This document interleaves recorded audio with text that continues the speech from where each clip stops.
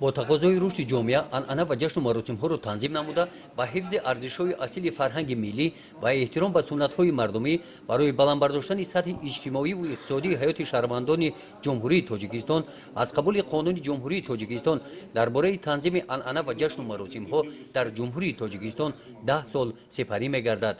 бахшида ба ҳамин мавзӯъ дар ноҳияи восеъ бо иштироки муовини раиси кумита оид ба корҳои дин танзими анъана ва ҷашну маросимҳо дар ҷумҳурии тоҷикистон азизулло мирзода, судяи суди олии ҷумҳурии тоҷикистон даврон ҳошимзода, раиси ноҳияи восеъ, роҳбарони мақомотҳои ҳифзи ҳуқуқ бо аҳли ҷамоатчигии ноҳияи восеъ, роҳбарони муассисаҳои таълимӣ, раисони кумитаҳои маҳал, раисони ҷамоатҳои деҳот ва шаҳрак, имомхатибони ноҳия вохӯрӣ доир гардид.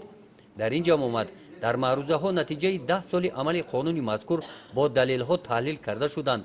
қайд карда шуд ки муддати 10 соли амали ин қонун дар ҷумҳурии тоҷикистон аз рӯи маълумоти бонки миллӣ пасандозҳои шаҳрвандон дар бонкҳо 20-25% зиёд шудааст.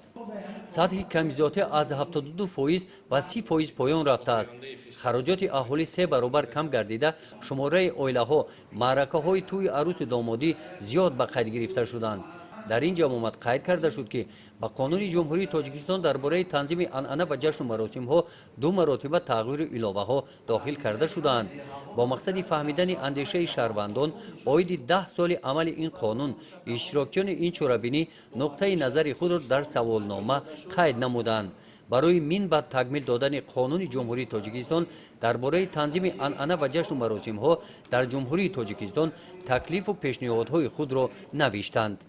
гузориши хоҷа назриев, худойназар зуҳуров аз ноҳияи восеъ барои барномаи иттилоотии навид.